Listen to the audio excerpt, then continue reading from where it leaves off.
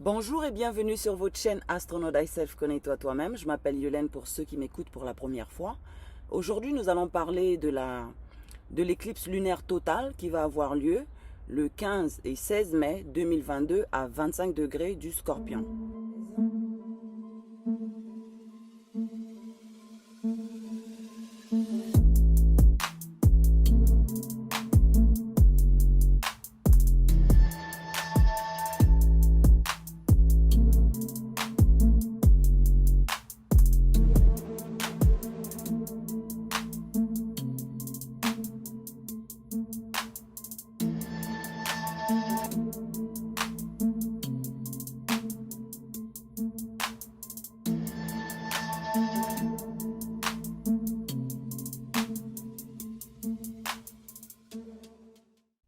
Rappelez-vous qu'il y a 15 jours, nous avons eu la première éclipse de 2022 qui avait eu lieu dans son signe opposé qui est le Taureau. C'était une nouvelle lune, éclipse solaire qui démarrait l'année 2022 en fait.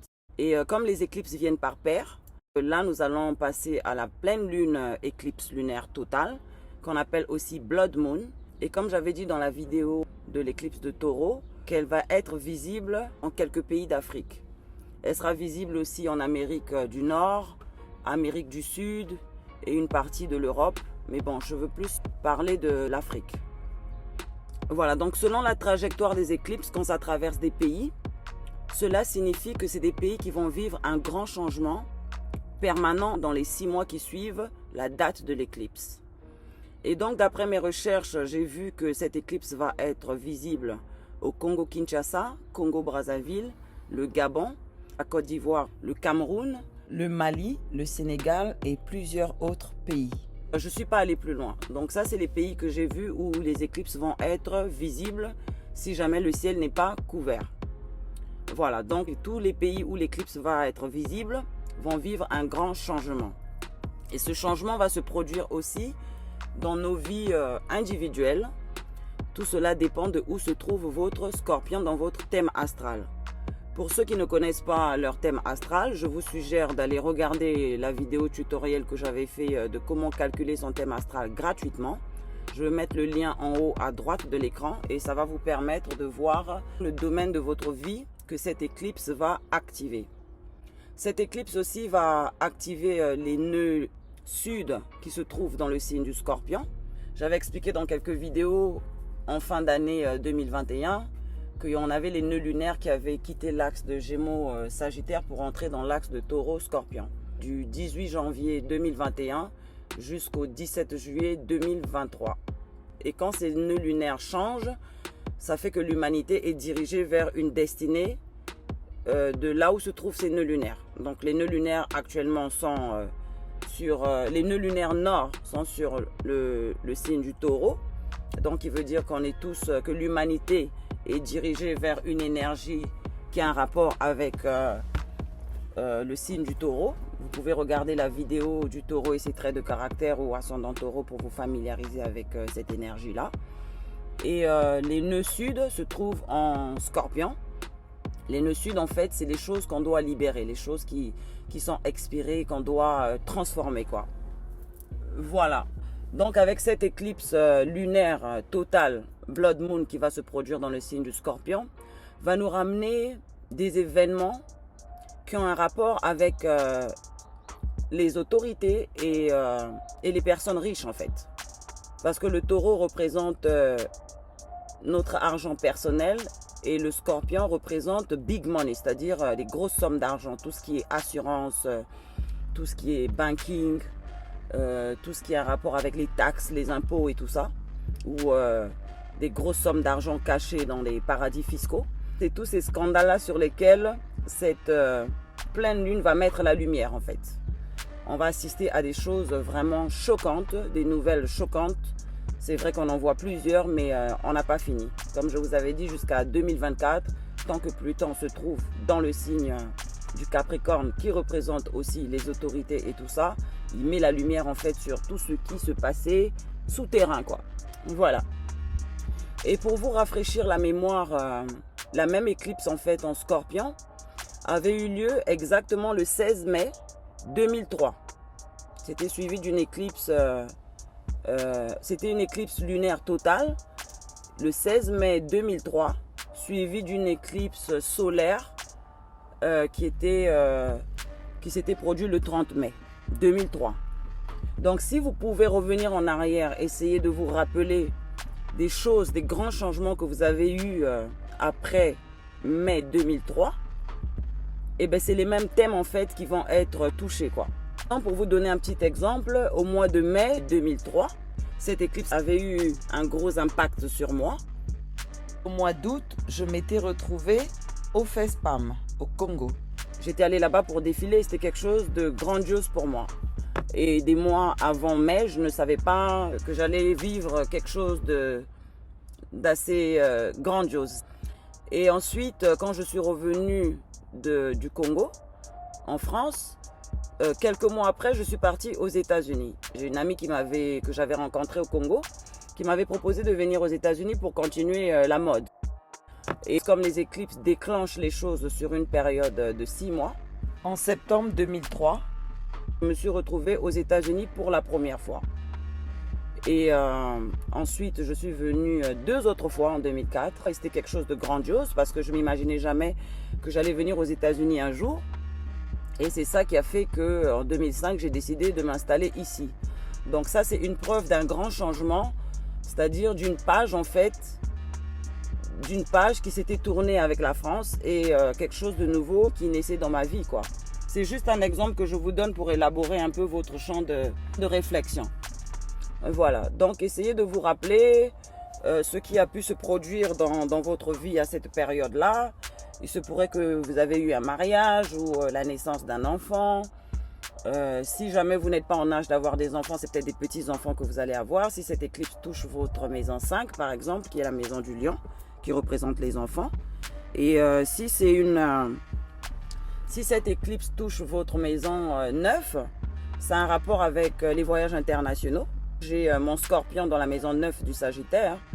Et comme cette éclipse avait touché cette maison-là, et ben ça fait que j'avais fait plusieurs voyages internationaux à cette période-là. Et je ne veux pas rentrer dans les détails, mais il y a plein de choses. Je pouvais vous donner beaucoup d'exemples, mais bon, ça reste quand même ma vie personnelle et je veux m'arrêter là. Voilà, donc dans la maison 9 aussi, ça pourrait être la fin d'une grande croyance ou un changement de croyance ou peut-être la fin d'une étude spirituelle que vous avez eu à faire ou académique. Essayez de regarder votre thème astral. Si jamais, si c'est la maison 7, ça a un rapport avec votre relationnel. Il se pourrait que en 2004, si vous avez votre scorpion dans la maison 7, il se pourrait que vous avez vécu un divorce ou une séparation de longue date. Ou il se pourrait que vous vous êtes séparé d'un partenaire en business avec qui vous étiez. Ou une amie de longue date, ça dépend. Essayez de regarder votre thème astral.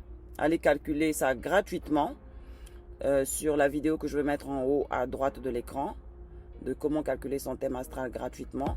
Et si vous voulez connaître davantage ce que chaque maison représente dans ces 12 maisons-là, vu que chaque maison des 12 maisons représente un aspect de notre vie, et bien vous regardez la vidéo numéro 2 qui est intitulée les 12 maisons astrologiques et leur explication. Something like that.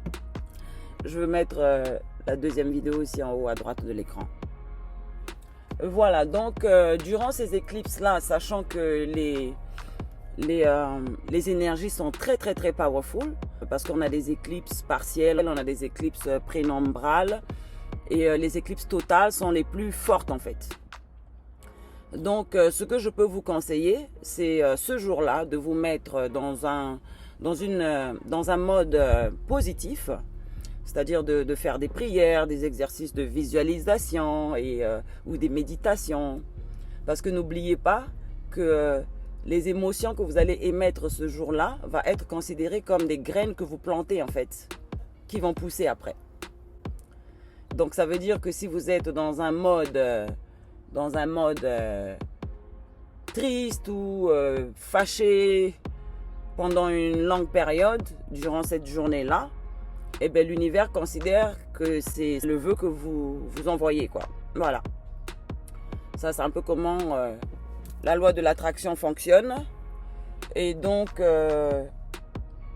faites de votre mieux de planter les seeds, de planter les graines, afin de manifester des choses positives dans votre vie, parce que on souhaite tous avoir des bonnes choses qui nous arrivent, bien qu'on a des challenges qu'on est obligé de surmonter. Mais bon, quand vous vous mettez dans ce mode positif-là, ça vous permet de pouvoir affronter les challenges qui paraissent difficiles. Voilà, ça nous évite des surprises.